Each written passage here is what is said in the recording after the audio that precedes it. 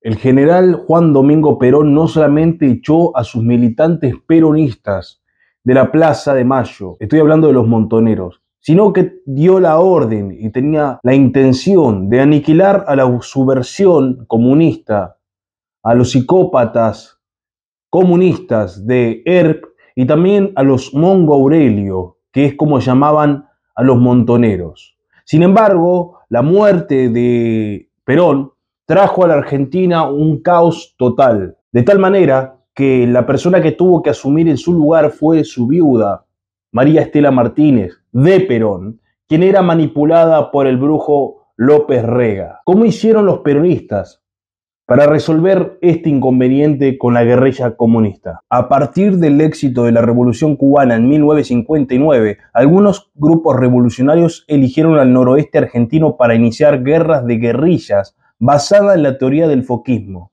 Esta estrategia fue creada por el Che Guevara y se refiere a que no hay que esperar a que se den las condiciones para comenzar la revolución, sino que hay que crear, generar e impulsar un evento pequeño y de ahí crecerá. El primer intento terrorista fue dado por los Uturuncos, el Ejército de Liberación Nacional Movimiento Peronista de Liberación, en 1959, en los límites de Catamarca y Santiago del Estero. 9 años antes de la Operación Independencia, en 1964, la Gendarmería Nacional Argentina eliminó al Ejército Guerrillero del Pueblo, abreviado, EGP, en Orán, en Salta.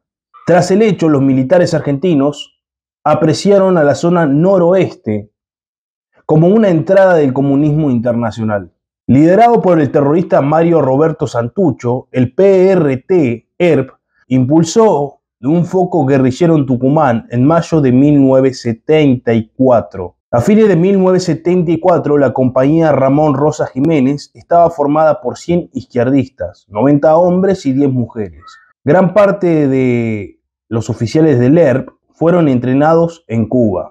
El jefe terrorista, Enrique Gorriarán Merlo, confirmó la presencia de argentinos en campo de entrenamiento militar en Cuba, diciendo que quedó entonces formalizado la relación del PRT con el Partido Comunista de Cuba. En 1975, Montoneros destacó observadores del Frente Rural del ERP en esa provincia. Además, existía una unidad básica en combate en logística, con la que Montoneros apoyó a la compañía de monte Ramón Rosas Jiménez en 1975. Se estimó que entre los elementos que apoyaban directamente a los terroristas en 1975 ascendían a 400 hombres. Su primera acción armada en la provincia, y que fue ampliamente reportada en el país, tuvo lugar el 6 de septiembre de 1971, cuando un pelotón liberó a 12 terroristas de la cárcel de Villa Urquiza. Una acción que le costó la vida a 5 guardias de la prisión. Previo a esto, los montoneros, operando en la provincia, habían matado el 20 de octubre de 1970 a un agente de policía. Los montoneros luego matarían al cabo Juan Carlos Vallejo en la provincia. Durante una operación conjunta el 27 de julio de 1972, guerrilleros de Montoneros y FARC robaron armas y uniformes de una subcomisaría tucumana, matando a 2 policías. El 5 de agosto de 1973, los guerrilleros del ERP matan al inspector mayor Hugo Tomagnini. El 4 de octubre, los guerrilleros marxistas atacaron de nuevo la provincia, hiriendo mortalmente al agente de policía Casimiro Reyes Mansilla. El 22 de mayo de 1974 muere el cabo Vicente Marcelo Lazarte de la policía tucumana como resultado de sus heridas, al ser disparado por miembros del ERP, mientras se encontraba en un control de ruta. El 20 de septiembre de 1974, los guerrilleros del ERP matan a 2 suboficiales de la policía tucumana. A lo largo de 1975 y a principios de 1976 tuvieron lugar sangrientos combates con la compañía de monte Ramón Rosas Jiménez en Santa Lucía, Potrero de las Tablas, Quebrada de Lules, Río Pueblo Viejo, Manchalá, Asentamiento Las Maravillas, Arroyo San Gabriel, Acheral, Tafí Viejo y Potrero Negro, y el ataque de apoyo de montoneros contra el Regimiento de Infantería de Monte 29 de Formosa y el combate del Cadillal con los refuerzos de las fuerzas de monte del ejército montonero. Inicialmente participan todas las unidades principales de la Brigada de Infantería 5 del general de brigada Agdel Edgardo Vilas. De acuerdo a las fuentes militares y guerrilleros, el 5 de enero de 1975, 2 aviones de transporte y 2 helicópteros son derribados en las operaciones contra los guerrilleros. Un mes después, la presidenta María Estela Martínez dicta el decreto 261, estableciendo que el Comando General del Ejército procederá a ejecutar las operaciones militares que sean necesarias a efectos de neutralizar y o aniquilar el accionar de los elementos subversivos que actúan en la provincia de Tucumán. Desde 1969 hasta el momento de la promulgación del decreto, los terroristas habían llevado a cabo 1.836 atentados de alta significación, de los cuales el 70% se produjeron entre 1973 y el transcurso de 1974, durante el gobierno constitucional de los Perón. Según lo confesaban las partes de la guerra de la organización terrorista, hasta ese momento habían cometido 541 asesinatos, miles de mutilaciones e innumerables operaciones de diversa envergadura. En tanto que el ERP asumió una curiosa actitud ante el operativo Independencia, la cual fue eufórica, ya que consideró como un éxito militar la decisión asumida por el gobierno de la Presidenta de la Nación, porque estaban apurando al gobierno constitucional, su enemigo, a radicalizar su posición, y con ello se pretendía arrastrar a las Fuerzas Armadas a una profundización de la guerra. Cuanto peor, mejor, era la consigna. Cuanto más se precipitara y radicalizara el conflicto, más cerca se estaría de hacer la revolución. Los militares se desplegaron en el territorio de las más pequeñas de las provincias argentinas para aplicar la metodología de la llamada guerra contrarrevolucionaria.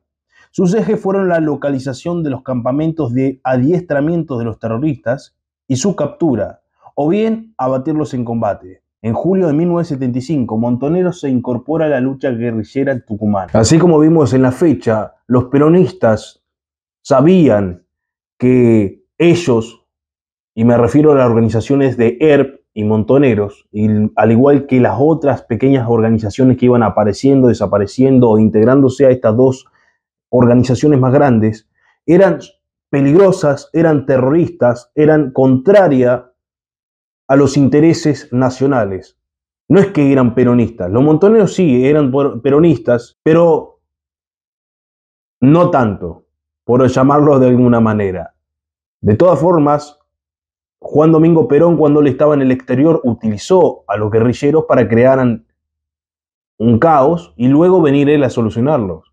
Eso se le vino en contra suya.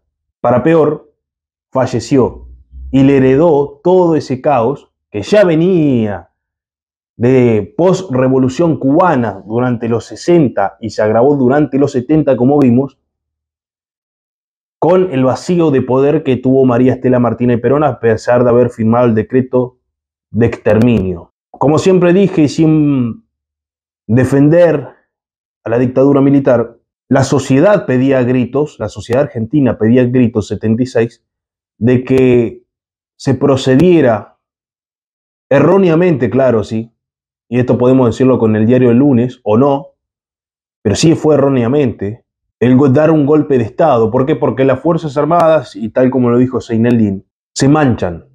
Es preferible tener un gobierno malo y que luego continúe otro, que tener que manchar una institución del Estado. Y por supuesto que sí, me dicen a mí que yo no reconozco de que los generales de primera línea, la cúpula militar, respondían a las escuelas de las Américas, respondían a la Embajada de Estados Unidos. Claro que sí. Es